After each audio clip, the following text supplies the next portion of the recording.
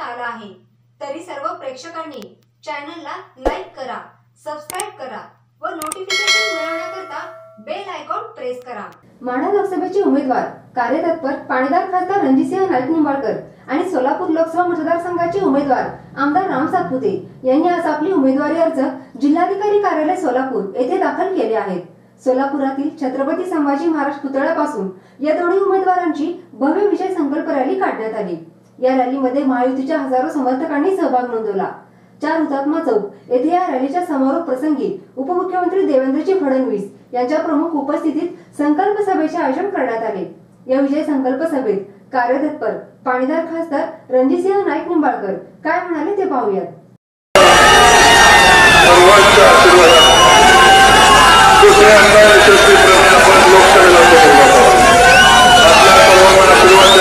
उपस्थित असणारे महाराष्ट्र राज्याचे नेते आदरणीय देवेंद्रजी फडणवीस साहेब या ठिकाणी उपस्थित आहेत। मला आपल्याला सर्वांना सांगायचं, 5 वर्षापूर्वी जेव्हा आम्ही निवडणुकीला समोर गेलो होतो तर त्यावेळेची परिस्थिती, या मतदारसंघाचा झालेला निकाल आणि 5 वर्षामध्ये संपूर्ण सोलापूर आणि माढा लोकसभेचा झालेला निकाल संपूर्ण आता देश झाला। या ठिकाणी त्यांनी विकास पुरुष म्हणून आदरणीय देवेंद्रजी फडणवीस उपस्थित आहे। मी आणि आमदार राम सातपुते साहेब असतील किंवा या मतदारसंघाचे खासदार असतील, विकासाचा प्रत्येक दिलेला शब्द त्यांनी पाळला त्या आदरणीय देवेंद्रजी फडणवीस साहेब या ठिकाणी उपस्थित आहे। त्यांच्यासाठी कारण तुम्हाला मी विश्वास देतो की हजारोच्या संख्येने या ठिकाणी आज आपण थोडंसं हे 2 वाजलेले याच्यामध्ये हजारोच्या संख्येने रस्ते बनवण्याचा लोकांचा समूह या ठिकाणी उपस्थित होता। मला आपल्याला निवडणुकीच्या समोर जाताना मला अतिशय आनंद होत आहे की माझ्या लोकसभा मतदारसंघामध्ये जे शब्द आपण 2019ला दिले होते, आदरणीय मोदीजींनी जे शब्द दिले होते एकही शब्द अपूर्ण राहिला नाही।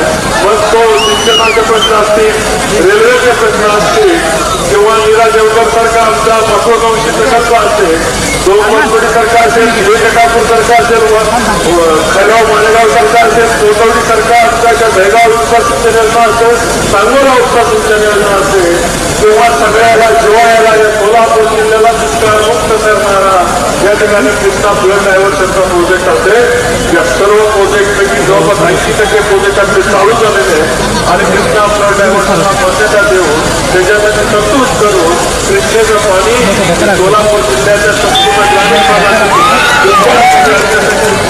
आशीर्वादाने आम्ही बरोबर काम करतो आणि काही येणाऱ्या 2 महिन्यामध्ये उंचीच्या फलटणीची झालेला उंची धरणापर्यंत पोहोचता 2-2.5 महिन्यामध्ये पूर्ण होऊन नीरा नदीचं पाणी त्या ठिकाणी आपण उंचीमध्ये आणणार आहोत आणि येणाऱ्या 2 ते 3 वर्षामध्ये कृष्णा, कोयना, मेघगंगा, कुंभी, कासारी या पुराचं पाणी या मतदारसंघामध्ये आणून राहिलेले पाणी दुष्काळ असलेल्या मराठवाड्याला सुद्धा आपल्याला देण्याची योजना आपल्या मार्गदर्शनाखाली आपल्या आशीर्वादामध्ये आता पूर्ण होत आहे। या मतदारसंघाचा विश्वास आदरणीय देवेंद्रजींवर आहे, आदरणीय मोदीजींवर आहे, कारण दिलेल्या शब्द पाळणारा विकास पुरुष म्हणून आम्ही आपल्याकडे बघतो।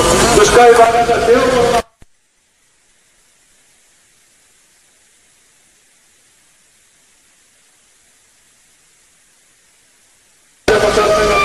चांगलं झालं आहे आणि या मतदारसंघाचं अपूर्ण कामं करतात आणि या मतदारसंघाला विकासात नेण्याकरता या मतदारसंघामध्ये सर्व आमदारांचे साथ देणं आहे। मला खात्री आहे की ते या सोलापूरची निवडणूक मोठ्या ताकदीने जिंकतो, या माझ्याबरोबर ते पुन्हा लोकसभेमध्ये मोठ्या मताधिक्याने निवडून येतील याची मला खात्री आहे। त्यामुळे देश राम सातपुते देश रामाची वाट पाहत होता आणि सोलापूर या रामाची वाट पाहत होता। भारतीय जनता पार्टीने देशाला दिलेले, सोलापूरला दिले।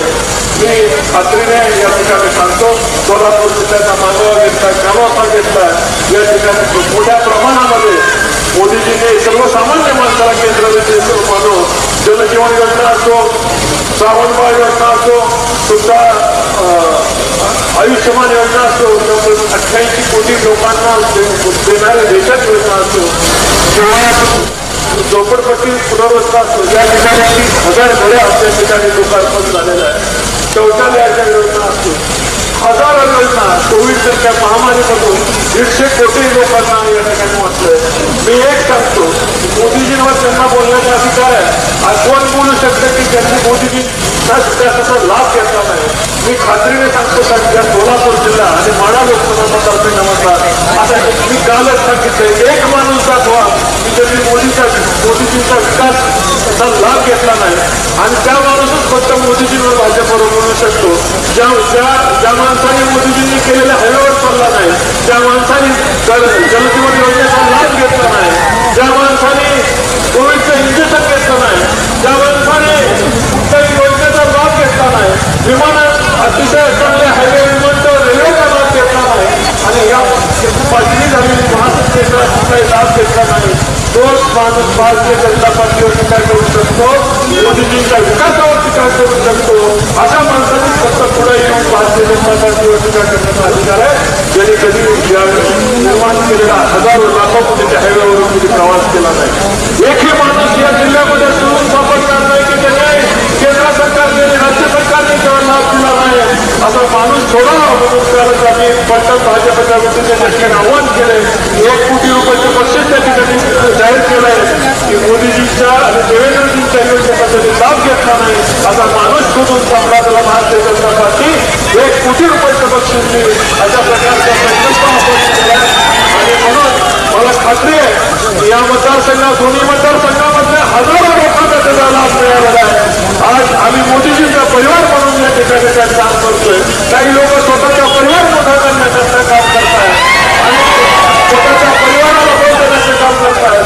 ऑलरेडी या भारतीय असताना ऑलरेडी त्यांच्या घरामध्ये वेगवेगळ्या विधान परिषद असू किंवा अन्य ठिकाणच्या त्यांना लाभ दिलेला असताना किंवा कारखान्यांना मदत केलेली असताना सुद्धा एक त्यांचं पोट भरत नाहीये आणि आम्ही मोदीजींचा परिवार सील केला तिकीट आणि त्याचं काम करायला तयार होतो. पण अशी माणसं स्वतःच्या कुटुंबासाठी काम करणारे, एका रात्रीत सर्व घालणारे, काल रात्रीपर्यंत आपल्याबरोबर असणारी माणसं आज चुकीच्या पक्षाचा विचार घेऊन आपल्या समोर येणार आहे. ज्या लोकांना पूर्णपणे जनता नाकारल्याशिवाय राहत नाही, ही लोक कृतज्ञ आहेत का नाही? हातवरती करून सांगा, या सरकार आहेत का नाही? या सरकारला माफी द्यायची का? यांचं डिपॉझिट जप्त करायचं का? 100% तुमच्या जीवावर खरणार म्हणून सांगायचं का? ही निवडणूक साहेब तुम्हाला आश्वासन देतो, या लोकांचं डिपॉझिट सोलापूर जिल्ह्याची जनता दोन्ही ठिकाणी जप्त केल्याशिवाय राहणार नाही. आणि या ठिकाणी आपल्याला एवढीच विनंती करणार आहे, येणाऱ्या भविष्य काळात आपल्याकडे वाट बघता येतात. येणाऱ्या भविष्य काळामध्ये कृष्णेचं पाणी कृष्णाबाईला उजनीमध्ये असण्याची जबाबदारी आपण घ्यावी एवढी मी आपल्याला विनंती करतो आणि साहेबांना मी बोलण्यासाठी विनंती करतो. जय हिंद, जय भारत.